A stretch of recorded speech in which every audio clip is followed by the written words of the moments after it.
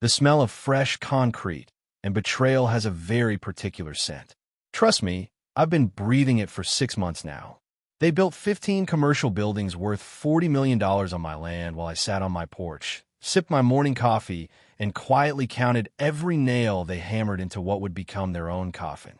Right now, Veronica Blackwood, HOA president, real estate attorney, and full-time tyrant, is standing 50 yards from my kitchen window, posing for news cameras in front of her so-called grand achievement. The sharp click of her designer heels echoes off the fresh asphalt that covers the exact spot where my late wife Sarah used to tend her prized tomato garden.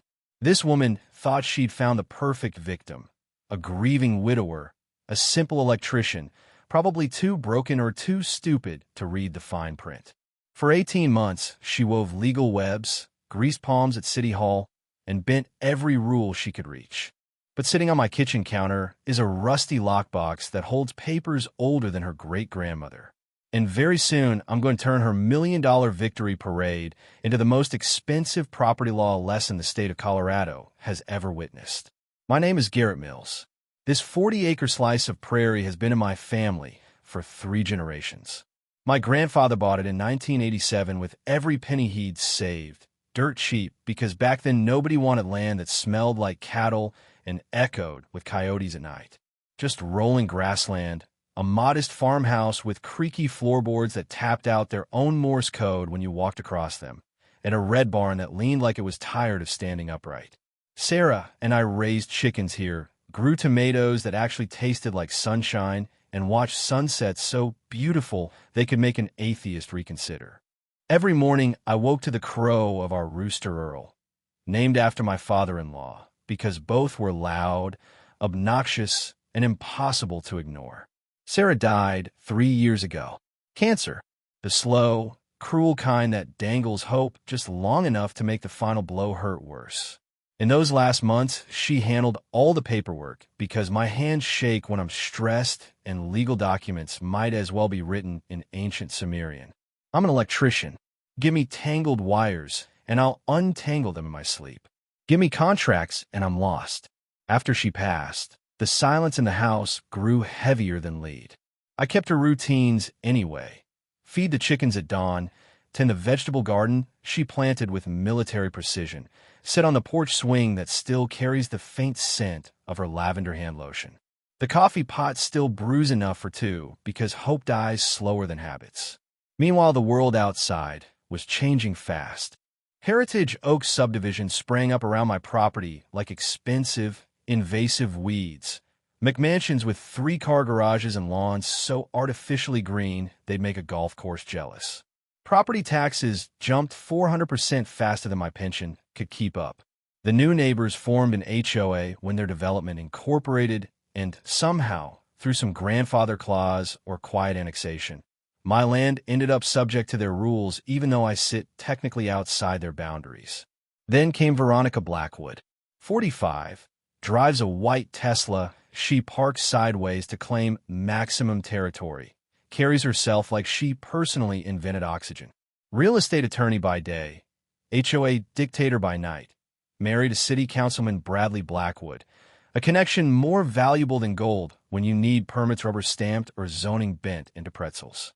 She showed up at my door last spring, wearing a smile sharper than barbed wire and perfume expensive enough to fund a small country. Said she needed my signature on routine paperwork for a utility easement update, just infrastructure improvements, nothing that would disturb my rustic lifestyle. The documents looked official. County letterhead, walls of legal jargon. Here's the lesson that cost me everything. Never sign anything important while you're grieving. Predators smell vulnerability from 3 counties away. I should have called a lawyer. Sarah always did when someone wanted a signature. Instead, I signed, listening to the pen scratch across the page like fingernails on a coffin lid. 48 hours later, surveyors swarmed my land with GPS gear and orange stakes, marking territory like wolves. They planted flags straight through Sarah's vegetable garden, around the chicken coop, even beside Earl's favorite dust bath. When I asked what was happening, the crew chief, a decent guy named Danny, winced and said, "Lady with the Tesla says this is all HOA property now." I drove to the county clerk's office, where the air tastes like old paper and broken dreams. 3 hours of digging through records revealed Veronica's plan. That routine easement had quietly transferred development rights to 35 of my 40 acres. Her husband had fast-tracked zoning changes, reclassifying my agricultural land as mixed-use commercial. The HOA could now seize and use property inside their expanded boundaries for community benefit. I've been outplayed by a professional while I was still playing checkers. Construction arrived like an invading army. Diesel monsters belching black smoke rolled over what used to be Sarah's wildflower meadow. I woke one Thursday to the beep beep beep of a backhoe reversing over the spot where Sarah and I shared our first kiss 30 years earlier. Veronica pulled up in a Range Rover.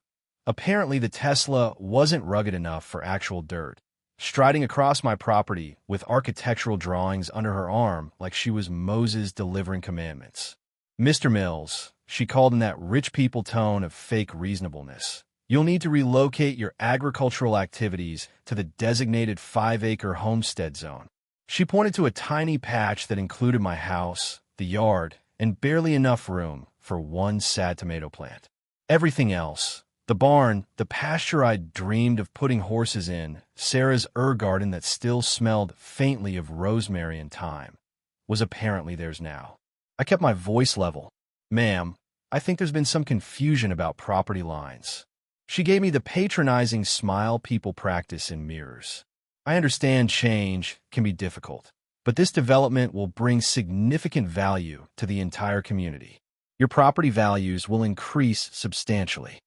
Property values. Because that's what matters when someone's bulldozing your wife's memorial garden. That night, I did something I hadn't done since high school geometry. I studied. Spread survey maps across the kitchen table next to Sarah's reading glasses, measured distances with a ruler, compared everything to my original 1987 deed. And that's when I found it. Their survey was wrong, spectacularly, legally, impossibly wrong. They'd claimed a 1/4 acre that included my neighbor Ezra Kowalski's fishing pond. Ezra is a retired Marine, built like a refrigerator, calm in a way only people who've seen real combat can be. If Veronica thought she could intimidate a man who survived 3 tours in Afghanistan, she was about to learn otherwise. The next morning, Ezra and I went out at dawn with pink surveyor's tape, metal stakes, and my original deed. We marked the true boundaries exactly as the documents described, not Veronica's fantasy version. Then we set up folding chairs right on the corrected property line with a cooler of coffee and the kind of stubborn calm that only comes from being royally fed up. The construction crew arrived to find 2 men sitting peacefully in their path, steam rising from our mugs in the morning chill. Danny scratched his head, made phone calls. 10 minutes later, Veronica's Range Rover tore down the dirt road, kicking up dust that settled like guilt. "You cannot interfere with a legal survey," she shrieked, climbing out in yoga pants and Ugg boots. Ezra, deadpan, "Ma'am, last I checked, sitting on your own property isn't illegal in America. This is HOA property now. You're trespassing." I stood slowly. "Actually, Veronica, your survey crew made a significant error." I pointed to the pond, glinting in the sunrise, clearly on Ezra's side. "See that water? That's on Mr. Kowalski's deed, not yours. Which means your entire survey is worthless." Her face cycled through interesting shades of purple. She threatened to call the police. I invited her to do it. Deputy Martinez arrived, examined both sets of markers, and confirmed my lines were correct according to county records. The crew packed up.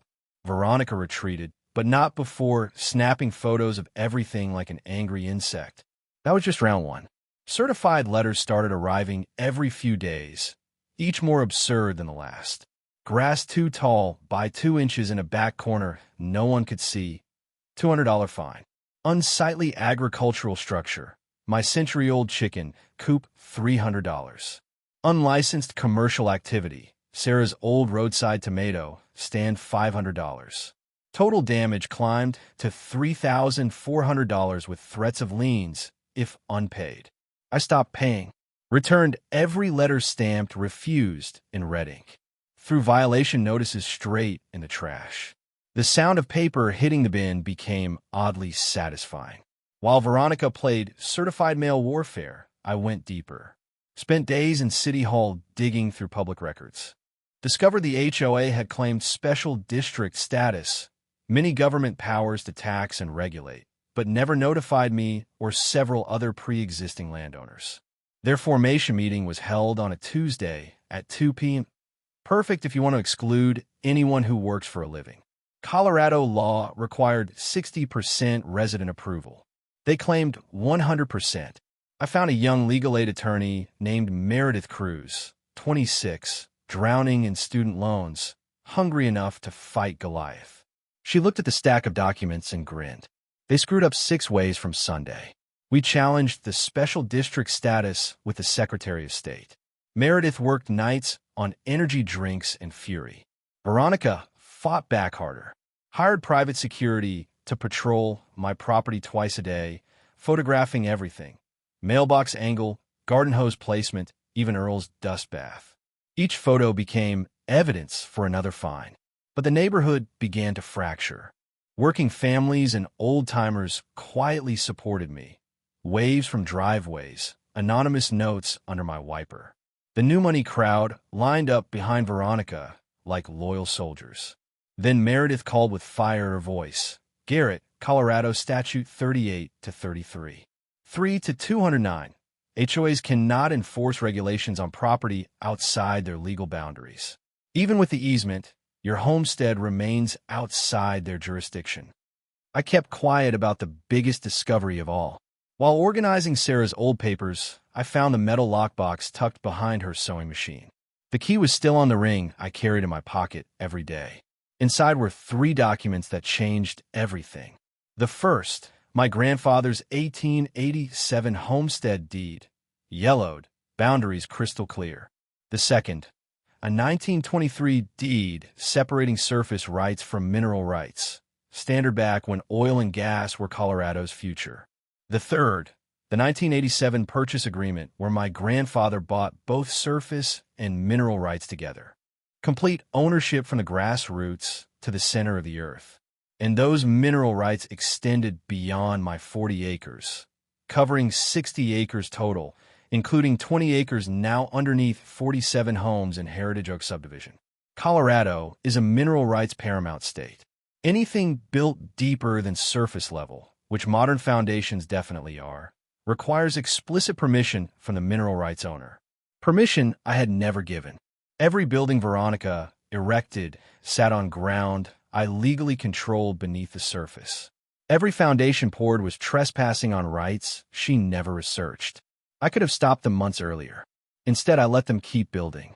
Watched millions pour into concrete that would soon belong to me, or cost them everything to remove. I let them reach 95% completion.